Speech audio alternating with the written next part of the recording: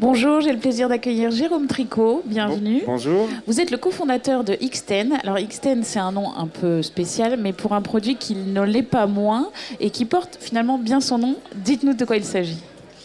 Alors X10, c'est une valise digitale et extensible.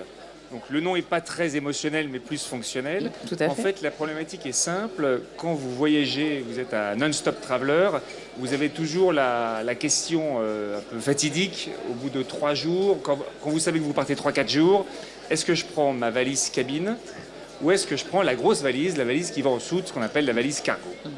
Et en général, l'homme va prendre la valise cabine, va retrouver ses costumes et ses chemises totalement... on va dire, pas présentable, et la femme va dire non, je suis raisonnable, j'ai 2 paires d'escarpins, un tailleur, des chemisiers, je prends la grosse valise. Donc j'ai décidé avec un associé de lancer Xtend, qui est la première valise extensible où on gagne 50% de volume à l'intérieur de la valise. Et donc c'est relativement simple, on passe de cabine en soute en fonction de l'usage.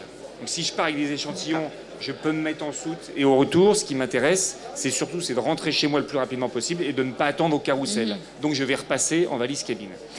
Elle est digitale, pourquoi? Parce qu'il y a beaucoup de contraintes, on a beaucoup de codes aujourd'hui, de clés, de mots de passe à mémoriser. Moi, j'ai décidé de faire de cette valise X10 une valise simple pour tous les voyageurs. On l'ouvre comme son smartphone, avec le fingerprint. Donc, avec une empreinte digitale, on ouvre sa valise et elle est TSA approved pour tout l'international. C'est-à-dire que les douaniers aux USA et dans tous les pays du monde peuvent bien sûr accéder à la valise. Il y a une serrure. On remet d'ailleurs une clé à tous les acheteurs d'Xtend afin qu'ils puissent ouvrir leur valise si on leur coupe leurs doigts. C'est très étonnant comme produit. Comment vous avez eu cette idée? C'est parce que c'était un besoin finalement? Alors moi, j'ai déjà entrepris quelques aventures. Et il y en a une qui était très intéressante auparavant, que j'ai cédé les brevets, mais c'était assez passionnant. Il se trouve que j'ai 4 enfants et donc je portais 2 poussettes, 2 lits parapluies. Et j'ai inventé un lit qui s'appelle le lit Magic Bed, avec un associé aussi. C'était une très belle aventure. Et le but, c'était de faire en sorte que ma voiture ne soit pas remplie que de lits parapluies de poussettes. Et donc, c'était un lit qui souffrait comme les tentes Quechua et qui pesait 2 kilos. Donc là, l'idée, c'est la même chose. C'est-à-dire la contrainte d'un voyageur aux États-Unis, c'est très valable parce qu'ils prennent énormément l'avion, mais c'est également valable en Europe. De plus en plus avec les low cost, on a cette contrainte de se dire « j'ai pas envie de prendre une valise en soute ». Tout le monde a envie d'emmener son carry-on, sa valise cabine, et de toujours avoir cette même valise. En revanche, on peut ramener un cadeau, on peut emmener des échantillons. Et là, d'avoir cette Xtend, ça permet de moduler son voyage en fonction de ses usages et ses envies. C'est plus typé professionnel, mais on peut s'en servir à titre personnel.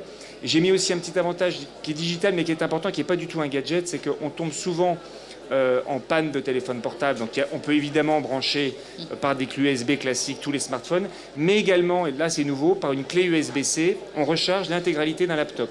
Donc votre ordinateur, quel que soit sa PC ou Mac, vous le rechargez intégralement et il arrive souvent qu'en gare ou en aéroport, on ait 2, 3, 4, 5 heures d'attente ou de transit et les gens se ruent vers les prises. Avec Xtend, c'est simple, je l'ouvre avec mon doigt, je l'agrandis ou je la rapetissis quand je veux et je recharge tous mes devices. Et bon, il y a un look un peu différent, on peut le voir sur le site, c'est www.x10.io. Alors vous parliez des États-Unis, justement, vous avez un modèle un peu particulier parce qu'il y a une entité qui est à San Francisco et une entité en France. Comment vous organisez? Alors en fait c'est assez simple, c'est que moi j'étais à San Francisco auparavant et je suis rentré en septembre 2016 où j'ai créé la société en France. La société française détient la société américaine. La réponse est simple en fait, c'est que aujourd'hui, quand vous voulez vendre à des Américains, c'est quand même souvent plus efficient d'avoir une entité américaine, un stock américain, une équipe américaine. Et pourquoi les États-Unis particulièrement? Vous pensez que c'est un marché qui est particulièrement réceptif à ce genre de produit? Ma valise est pas très chère pour ce que c'est, mais elle est chère en soi. C'est-à-dire que ça coûte 595 $ ou euros, c'est le même prix. Moi, mes modèles, c'est des Dyson et des Apple. C'est des gens qui ont réussi dans le design utile. Donc, c'est pas que du design. La valise est assez belle, mais si on peut l'apprécier, mais avant tout, elle a été étudiée pour chacune de ses parties. Tout est custom made, tout a été fait sur mesure, aucune pièce n'est sur étagère, et tout a été pensé pour le consommateur, le traveler en fait, le voyageur en business qui a besoin d'une valise ergonomique, de grandes roues, une poignée télescopique large, donc un intérieur plat. Les États-Unis sont un marché. C'est le plus gros marché du monde. En fait, dans la puriculture, c'était la même chose. Les Américains sont des multiconsuméristes. Ils ont 2 poussettes, ils achètent une 3e. Ils ont 4 barbecues, ils achètent un 5e. Ils ont 3 valises, ils achèteront un quatrième Alors comment on carry-on. gère cette dichotomie entre les deux? Ça va? Enfin, vous y Alors, arrivez? c'est difficile, donc déjà il faut avoir les moyens de ses ambitions, donc ouvrir son capital, faire des levées de fonds et accompagner au maximum le lancement. Donc moi je sors en Europe et aux États-Unis le 15 mai, donc c'est toujours pas sorti, là ça oui, sort, d'accord. là c'est Donc, on est en en pre-order en fait. Il y a eu 2 ans de développement et D'accord. d'investissement un petit peu coûteux pour toute la partie électronique notamment. Bien sûr. Et puis c'est facile de faire des prototypes, mais c'est difficile de passer du prototype à la production. Et quand on veut rentrer aux États-Unis, il faut faire quantité, qualité et un prix efficient. Et donc, j'ai décidé d'aller aux États-Unis pour tester le marché, mais il y a aussi le Japon, il y a l'Australie, l'Afrique du Sud. Donc c'est ça votre ambition, c'est commencer France, États-Unis, puis essaimer. Alors, Allemagne, UK, France, États-Unis, Ah oui, d'accord. sachant que aujourd'hui, je n'ai fait qu'une première levée de fonds, une deuxième se fera à l'automne. L'objectif est de pénétrer chaque marché si je sens une traction. Si par exemple au Japon, qui est un pays très intéressant pour ma valise, qui est digital et qui peut-être qu'après-demain, dans 3 ans, ce sera peut-être un must-have d'avoir une valise où on peut au moins recharger son téléphone et qui puisse s'agrandir en fonction de ses souhaits.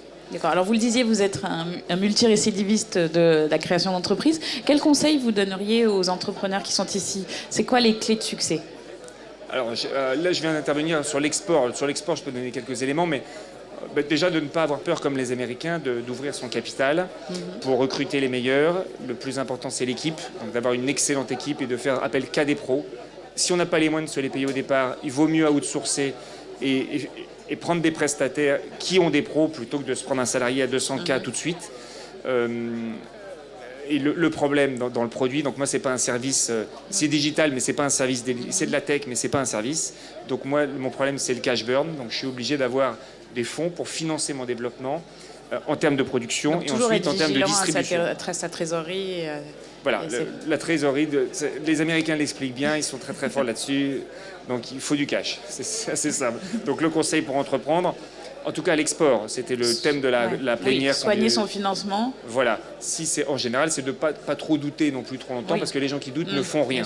Donc c'est quand même d'avancer et de savoir sortir de sa zone de confort le plus rapidement possible, puisque finalement la vraie vie elle commence à la fin de la zone de confort.